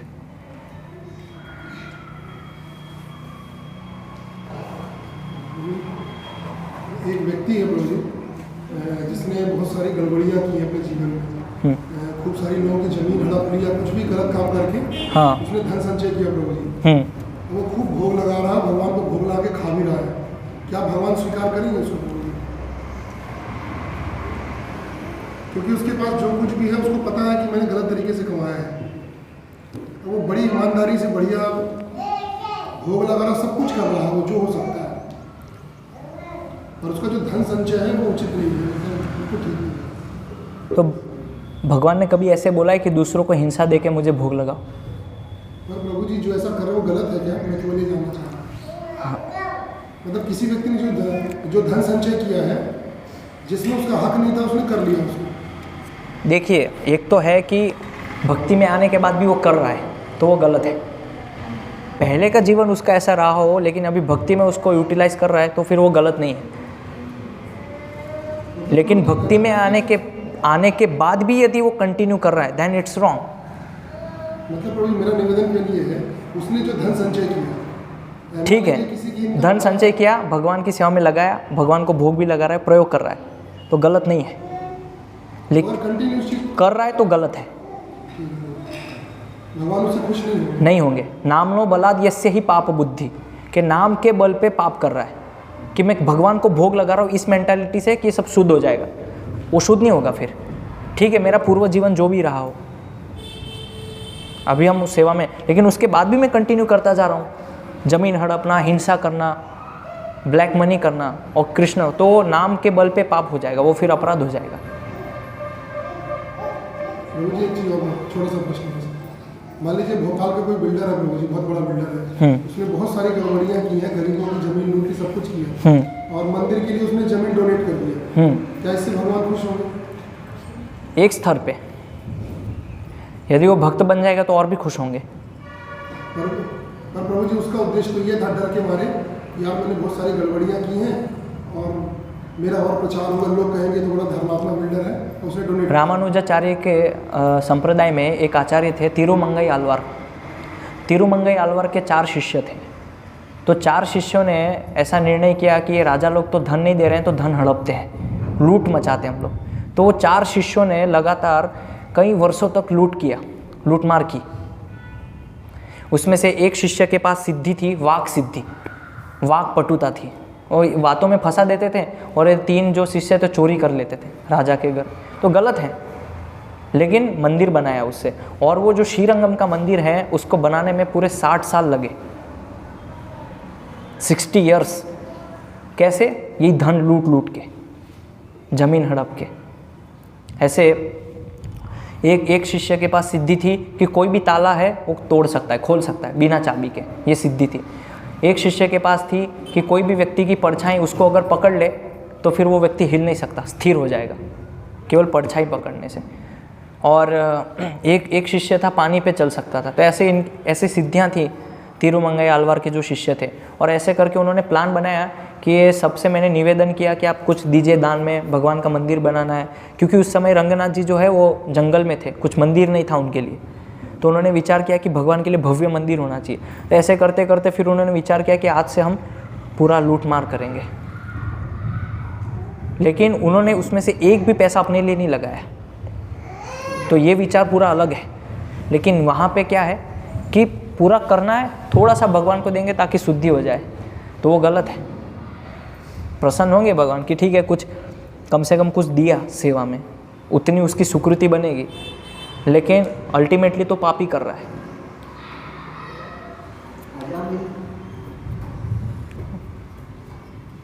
नहीं, वो परिप्रेक्ष्य तो अलग है थोड़ा। और कुछ? मतलब प्रभु जी धन संचय भी शुद्ध होना चाहिए। धन संचय शुद्ध होना चाहिए। जैसे प्रभुपाद के टाइम में प्रभुपाद के जो शिष्य थे वो सैलरी कमा के पूरा पैसा प्रभुपाद को देते थे, और प्रभुपाद डिसाइड करते थे कि कितना देना है आपको। तो प्रभुपाद को लगता है कि इस डिसाइपल को 1000 रुपये देना है तो 1000 ही देंगे, अब उसमें आप अपना कुछ भी कीजिए। यदि प्रभुपाद को लगता है कि इस शिष्य को 500 रुपये ही देना है तो 500 ही देंगे। पूरा पैसा कमा के वो प्रभुपाद को दे देते थे। जैसे एक भक्त हैं जयानंद प्रभु, तो वो रात भर टैक्सी चलाते थे और पैसा कमाते थे, पूरा प्रभुपाद को देते थे। एक्चुअली सिचुएशन ऐसी बनी थी कि वो प्रभु जी को कैंसर हो गया था। तो कैंसर की वजह प्रभुपाद ने बोला ठीक है आप थोड़ा धन संचय करो, ऑपरेशन कराओ, लेकिन वो पूरा पैसा प्रभुपाद को देते थे। और एक बार ऐसी परिस्थिति बनी कि घर से उनको डोनेशन मिला वो ऑपरेशन ठीक कराने के लिए, वो भी उन्होंने प्रभुपाद को दे दिया, ठीक नहीं कराया ऑपरेशन और मर गए। और जिस दिन वो बेड पे थे तो प्रभुपाद से बोले कि मेरी यही इच्छा थी कि मैं मेरे गुरु से पहले मर जाऊं, गुरु का दर्शन करते हुए। और आज हम देखते हैं कि पूरे इस्कॉन में कहीं भी रथ यात्रा होती है तो जयानंद प्रभु का फोटो सबसे पहले होता है, उनका ये डेडिकेशन। तो भगवान भी हमसे प्रसन्न होंगे यदि हम लक्ष्मी को पूर्ण रूप से डेडिकेट करते हैं भगवान की सेवा में, भक्तों की सेवा में, तो उससे फिर वो शुद्धि हो जाएगी धन की। मतलब मिनिमम प्रयोग होना चाहिए हमारे खुद के लिए। जैसे उदाहरण के लिए, और आपको एक प्रैक्टिकल उदाहरण, जब हम अपने बच्चों के लिए कपड़े लेने जाते हैं तो सोचते हैं कि मोंटे कार्लो शोरूम में जाएंगे, वहाँ से स्वेटर लेंगे। अभी दान देना है तो अच्छा भैया वो 500 रुपये रेंज वाली कोई शॉल है क्या, वो दान करना है, तो फिर वो चीटिंग हो गई। मतलब हमारे बच्चों के लिए, घर के लिए शोरूम से लाना है और दान देना है, किसी भक्त को देना है, प्रभु जी को देना है, तो 500 की रेंज वाला कोई कपड़ा है, 500 की रेंज वाली कोई स्वेटर है, तो वहाँ भी बेस्ट से बेस्ट होना चाहिए ना, एकदम परफेक्ट, भले ही लक्ष्मी ज़्यादा लगे। हम बोलते ज़रूर हैं कि सब तो आपकी सेवा में है प्रभु जी, सब आपका ही है, लेकिन वो व्यावहारिक में दिखता नहीं है।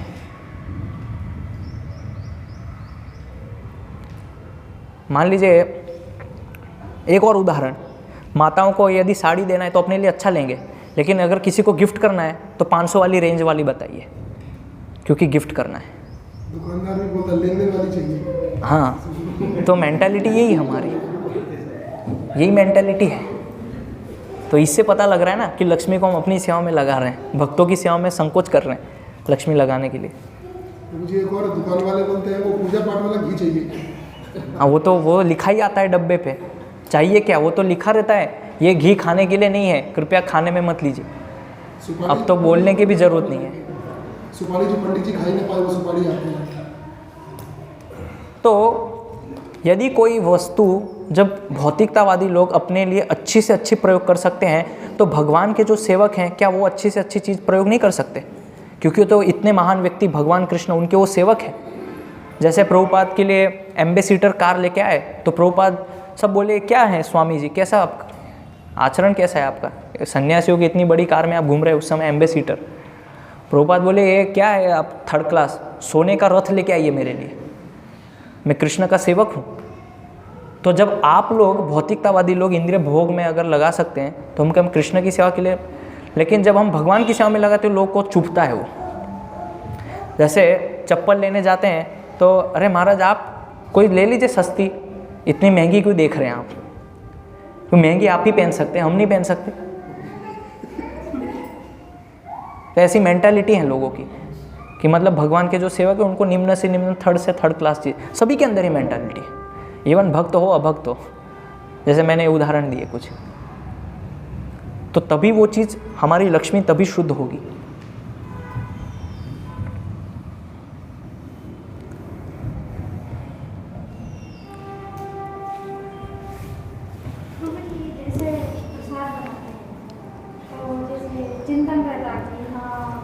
अगला सेशन रख सकते हैं संडे को। अभी 2 क्लास तो हो चुकी है ऑलरेडी, 1.5 घंटा पिछली और अभी 1.5 घंटा ऑलरेडी हो चुका है। ठीक है, पूछिए एक आखिरी प्रश्न।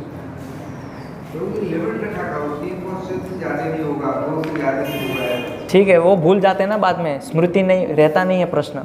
पूछिए पूछिए, नहीं पूछिए, सबको पता भी चलना चाहिए ना प्रश्न क्या है।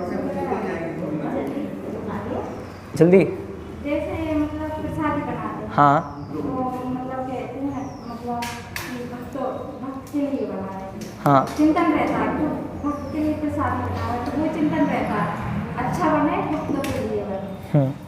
मतलब इसका क्या है, मतलब भगवान का चिंतन तो नहीं हो रहा है। लेकिन भगवान भी कैसे लेंगे? भक्त जो है वो तो भगवान के माध्यम से ही लेंगे ना, डायरेक्ट तो भोग नहीं करेंगे उसको।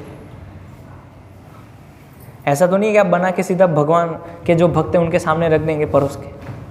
पहले हम तो भगवान को ही भोग लगाने वाले हैं ना, ऑफर तो करते हैं, तो फिर बना किसके लिए रहे हैं? चिंतन। हाँ, तो उसमें कृष्ण का चिंतन होना चाहिए ना, कि भगवान के लिए बना रहे हो, भगवान का महाप्रसाद सब भक्तों को मिले, वैष्णव जो आ रहे हैं उनको अच्छे से अच्छे महाप्रसाद देना है। तो महाप्रसाद कब बनता है? जब आप भोग लगाएंगे तब वो महाप्रसाद बनेगा। तो यानी कि पहले विचार भगवान का होना चाहिए।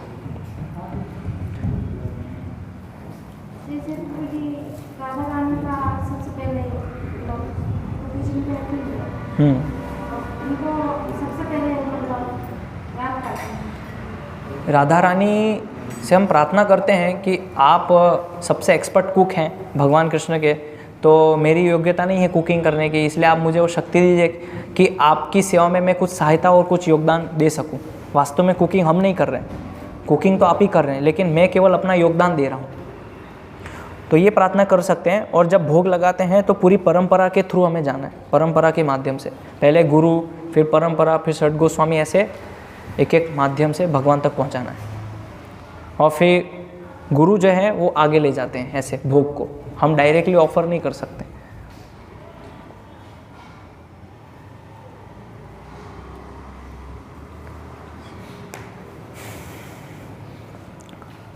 ठीक है। हरे कृष्णा कृष्णा कृष्णा हरे हरे, हरे राम राम राम हरे हरे। श्रीमद् भागवतम की जय, श्रील प्रभुपाद की जय, निताय गौर प्रेमानंदे, हरे हरे।